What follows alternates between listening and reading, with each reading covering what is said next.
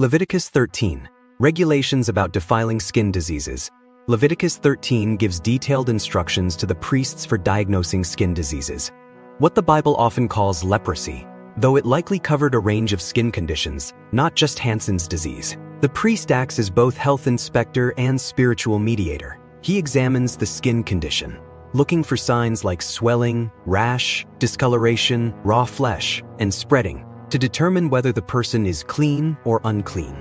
Those declared unclean must tear their clothes, let their hair hang loose, cover their mouth, and cry out, "Unclean, unclean." They must live outside the camp in isolation. But this chapter is not a medical manual. It is a spiritual text. The priests are not doctors. They are mediators. The chapter also addresses skin diseases on burned areas on the head or beard, including scale, and on clothing, moldy mildew. Let's walk through this chapter with careful hearts. The Lord said to Moses and Aaron, "When anyone has a swelling or a rash or a shiny spot on their skin that may be a defiling skin disease, they must be brought to Aaron the priest or to one of his sons who is a priest. The priest is to examine the sore on the skin, and if the hair in the sore has turned white and the sore appears to be more than skin deep, it is a defiling skin disease. When the priest examines that person, he shall pronounce them ceremonially unclean. If the shiny spot on the skin is white but does not appear to be more than skin deep and the hair in it has not turned white, the priest is to isolate the affected person for 7 days. On the 7th day, the priest is to examine them, and if he sees that the sore is unchanged and has not spread in the skin, he is to isolate them for another 7 days. On the 7th day, the priest is to examine them again, and if the sore has faded and has not spread in the skin, the priest shall pronounce them clean. It is only a rash. They must wash their clothes, and they will be clean. But if the rash does spread in their skin after they have shown themselves to the priest to be pronounced clean, they must appear before the priest again. The priest is to examine that person, and if the rash has spread in the skin, he shall pronounce them unclean. It is a defiling skin disease. When anyone has a defiling skin disease, they must be brought to the priest. The priest is to examine them, and if there is a white swelling in the skin that has turned the hair white, and if there is raw flesh in the swelling, it is a chronic skin disease, and the priest shall pronounce them unclean. He is not to isolate them because they are already unclean. If the disease breaks out all over their skin, and so far as the priest can see, it covers all the skin of the affected person from head to foot, the priest is to examine them, and if the disease has covered their whole body, he shall pronounce them clean. Since it has all turned white, they are clean. But whenever raw flesh appears on them, they will be unclean. When the priest sees the raw flesh, he shall pronounce them unclean. The raw flesh is unclean. They have a defiling disease. If the raw flesh changes and turns white, they must go to the priest. The priest is to examine them, and if the sores have turned white, the priest shall pronounce the affected person clean, then they will be clean. When someone has a boil on their skin and it heals, and in the place where the boil was, a white swelling or reddish white spot appears, they must present themselves to the priest. The priest is to examine it, and if it appears to be more than skin deep and the hair in it has turned white, the priest shall pronounce that person unclean. It is a defiling skin disease that has broken out where the boil was. But if, when the priest examines it, there is no white hair in it and it is not more than skin deep and has faded, then the priest is to isolate them for 7 days. If it is spreading in the skin, the priest shall pronounce them unclean. It is a defiling disease. But if the spot is unchanged and has not spread, it is only a scar from the boil, and the priest shall pronounce them clean. When someone has a burn on their skin and a reddish white or white spot appears in the raw flesh of the burn, the priest is to examine the spot. And if the hair in it has turned white, and it appears to be more than skin deep, it is a defiling disease that has broken out in the burn. The priest shall pronounce them unclean. It is a defiling skin disease. But if the priest examines it and there is no white hair in the spot, and if it is not more than skin deep and has faded, then the priest is to isolate them for 7 days. On the 7th day, the priest is to examine that person, and if it is spreading in the skin, the priest shall pronounce them unclean.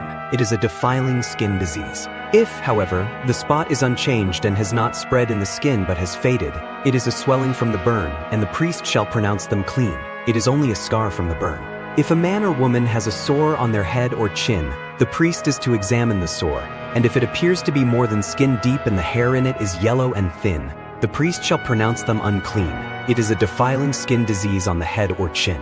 But if, when the priest examines the sore, it does not seem to be more than skin deep, and there is no black hair in it, then the priest is to isolate the affected person for 7 days. On the 7th day, the priest is to examine the sore, And if it has not spread and there is no yellow hair in it, and it does not appear to be more than skin deep, then the man or woman must shave themselves, except for the affected area, and the priest is to keep them isolated another 7 days. On the 7th day, the priest is to examine the sore, and if it has not spread in the skin and appears to be no more than skin deep, the priest shall pronounce them clean. They must wash their clothes, and they will be clean. But if the sore does spread in the skin after they are pronounced clean, the priest is to examine them.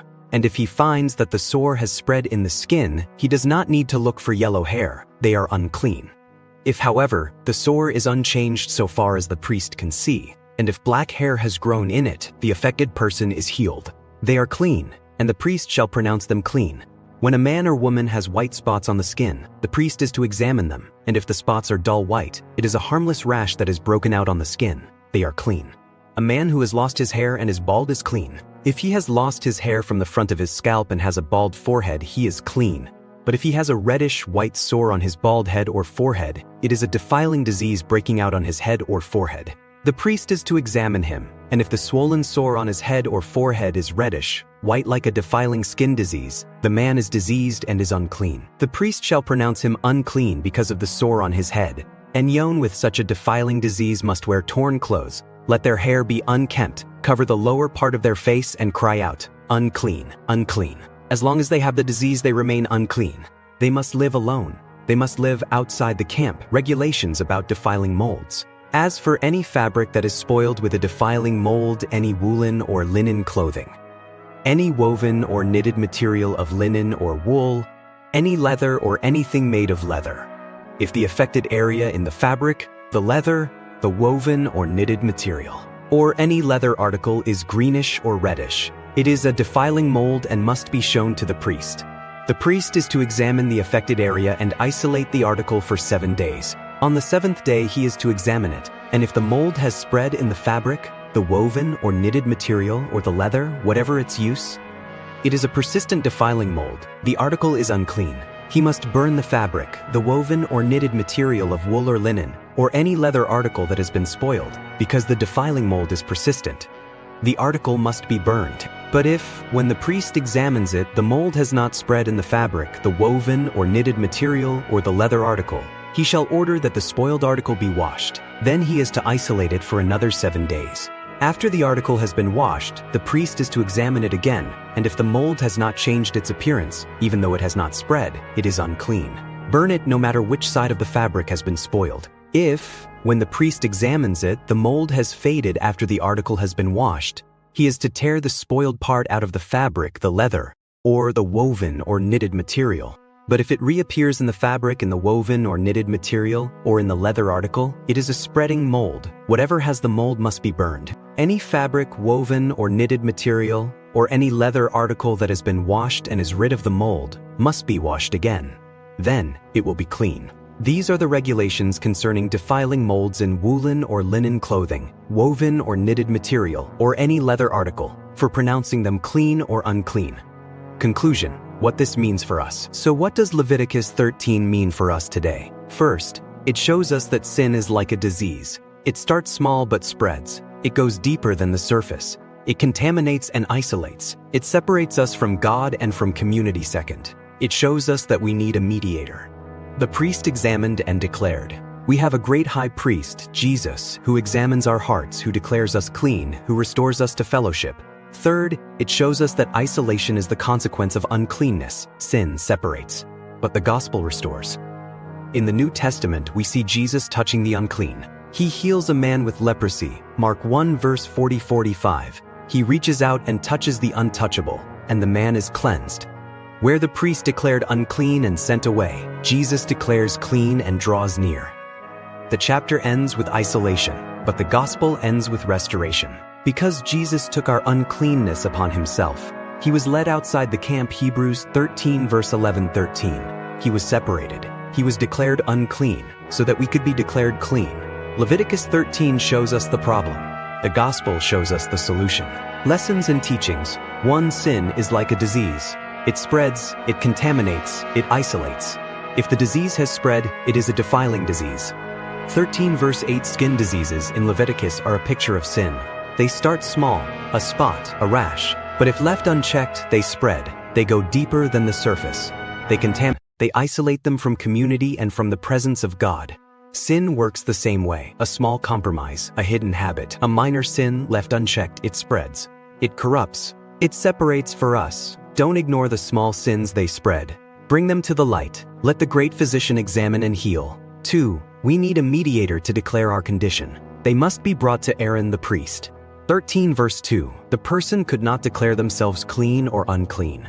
They could not self-diagnose. They had to go to the priest, the appointed mediator, who would examine and declare. We cannot judge our own spiritual condition accurately. We are too biased, too blind, too prone to self-justification. We need a mediator. We need Jesus, our great high priest who examines our hearts and declares us clean through his blood. For us, stop trusting your own assessment of your soul. Bring yourself to Jesus. Let him examine. Let him declare. Let him cleanse. 3. Uncleanness requires separation. Sin isolates us from God. They must live alone. They must live outside the camp. 13 verse 46. The unclean person was cut off from family, from worship, from the tabernacle, from the presence of God dwelling in the camp. This was not cruelty. It was a visual lesson. Sin separates. Sin isolates. Sin makes us unfit for the presence of a holy God. Isaiah 59:2. Your iniquities have separated you from your God.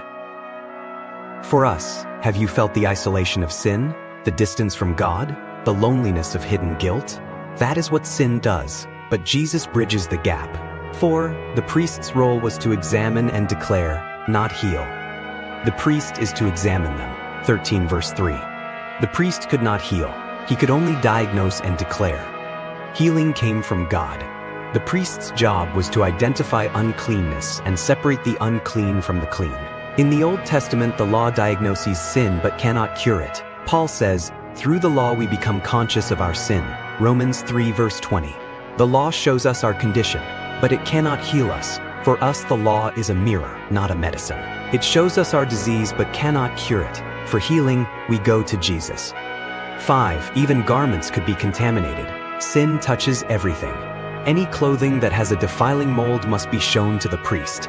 13 verse 49. It wasn't just the person's body. Even their clothing, what they wore, what was closest to them, could be contaminated. Sin spreads. It touches everything. It defiles what we own, what we wear, what we touch.